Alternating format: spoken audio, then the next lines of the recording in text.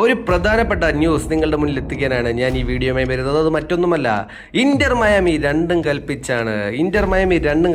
എന്താണ് പറയാൻ കാരണം എന്നല്ലേ? അതിനു മുമ്പ് ദയവായി ചാനൽ സബ്സ്ക്രൈബ് ചെയ്ത് കാണുന്നവരാണ് നിങ്ങളെങ്കിൽ ചാനൽ സബ്സ്ക്രൈബ് ചെയ്യുക. അതെനിക്ക് വളരെയധികം പ്രചോദനമാകും.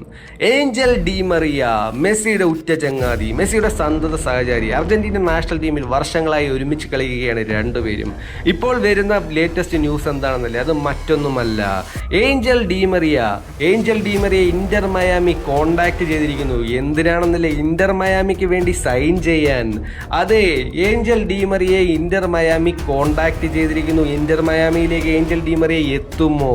ഏഞ്ചൽ ഡി മറിയയുടെ കോൺട്രാക്ട് ബെനിഫിക്കയുമായിട്ട് ഈ വർഷം ജൂണിൽ കഴിയും. അപ്പോൾ ജൂണിൽ കഴിയുമ്പോൾ ഏഞ്ചൽ ഡി മറിയെ തങ്ങളുടെ ടീമിൽ എത്തിക്കാനായി ഡേവിഡ് ബെക്കാം പിന്നെ തൻ്റെ കോ ഓണേഴ്സും വളരെ അശ്രാന്ത പരിശ്രമമാണ് നടത്തിക്കൊണ്ടിരിക്കുന്നത്. അപ്പോൾ ഏഞ്ചൽ ഡി മറിയെ ഇന്റർ മയാമിയിലേക്ക് എത്തിച്ചു കഴിഞ്ഞാൽ ഇന്റർ മയാമിയെ പിന്നെ പിടിച്ചാൽ കിട്ടുമോ? നിങ്ങൾക്ക് എന്ത് തോന്നുന്നു?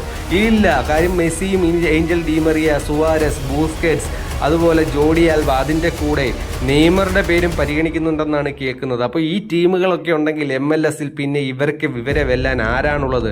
ഇപ്പോൾ ഏഞ്ചൽ ഡി മറിയയുടെ വാർത്തയിലേക്ക് പോകാം. ബെനിഫിഷ്യയ്ക്ക് വേണ്ടി ഏഞ്ചൽ ഡി മറിയ വളരെ മികച്ച ഫോമിലാണ് കളിച്ചുകൊണ്ടിരിക്കുന്നത്.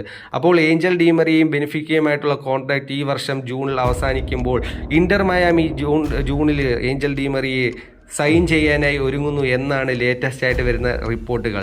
ഏഞ്ചൽ ഡി മറിയയും ലയണൽ മെസ്സിയും ഒരുമിച്ച് കളിക്കുമ്പോൾ ഏഞ്ചൽ ഡി മറിയ എത്രത്തോളം ഇമ്പോർട്ടൻ്റ് ആണെന്ന് നമ്മൾ പല മത്സരങ്ങളിലും കണ്ടിട്ടുണ്ട്. 2014 വേൾഡ് കപ്പിൽ ഏഞ്ചൽ ഡി മറിയയുടെ ഒരു ഇമ്പോർട്ടൻറ്റ് പെർഫോമൻസ് നമ്മൾ കണ്ടതാണ്. അദ്ദേഹം സെമി ഫൈനൽ വരെ കളിച്ചു. ഏഞ്ചൽ ഡി മറിയയും കൊണ്ട് അർജന്റീനയും മെസ്സിക്കും വളരെയധികം ഉപകാരമുണ്ടായി. കാര്യം എന്ന് പറഞ്ഞാൽ അത്രയ്ക്ക് നല്ല പ്ലെയറാണ് ഏഞ്ചൽ ഡി മറിയ. പക്ഷേ ഫൈനലിൽ ഏഞ്ചൽ ഡി മറിയയ്ക്ക് കളിക്കാൻ കഴിഞ്ഞില്ല. അദ്ദേഹത്തിന് പരിക്ക് കാരണം കളിക്കാൻ കഴിയാത്തത് കൊണ്ട് തന്നെ ഏഞ്ചൽ ഡി മറിയ ഇല്ലാതെ ഇറങ്ങിയ അർജന്റീന ടീം പരാജയപ്പെട്ടു. ലയണൽ മെസ്സിയുടെ മാസ്മരിക പെർഫോമൻസും ഗോൾഡൻ ബോളും ഒക്കെ ലയണൽ മെസ്സി കരസ്ഥമാക്കിയെങ്കിലും ഏഞ്ചൽ ഡി മറിയയും കൂടെ ഉണ്ടായിരുന്നെങ്കിൽ ആ വേൾഡ് കപ്പ് 2014 വേൾഡ് കപ്പ് അർജന്റീനയുടെ ഷെൽഫിലിരുന്നേനെ. പക്ഷേ ഏഞ്ചൽ ഡി മറിയ നിർഭാഗ്യവശാൽ കളിക്കാനായി കഴിഞ്ഞില്ല. അങ്ങനെ ഏഞ്ചൽ ഡി മറിയ കളിക്കാതെ അർജന്റീന പരാജയപ്പെട്ടു.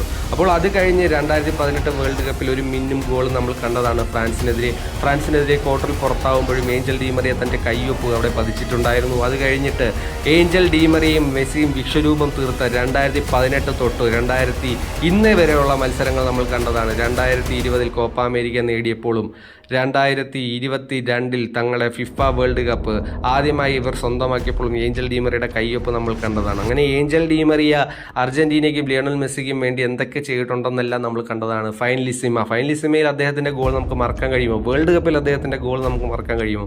ആ ഏഞ്ചൽ ഡി മറിയ, ആ മാലാഗയാണ് ഇന്റർ മയാമിയിലേക്ക് എത്തുമെന്ന് പറയപ്പെടുന്നത്. അപ്പോൾ ഏഞ്ചൽ ഡി മറിയയും കൂടി ഇന്റർ മയാമിയിൽ എത്തിക്കഴിഞ്ഞു കഴിഞ്ഞാൽ മെസ്സിയെയും സംഘത്തിനെയും പിടിച്ചു കിട്ടാൻ ഭയങ്കര പാട് തന്നെയാണ്. അപ്പോൾ നിങ്ങൾക്ക് എന്ത് തോന്നുന്നു? ഏഞ്ചൽ ഡി മറിയ എത്തുമ്പോൾ ലിയണൽ മെസ്സി വാനോളം ഉയരുമോ? വീണ്ടും നമുക്ക് കണ്ടു തന്നെ കാണാം. Follow for more content, travel, movies and football.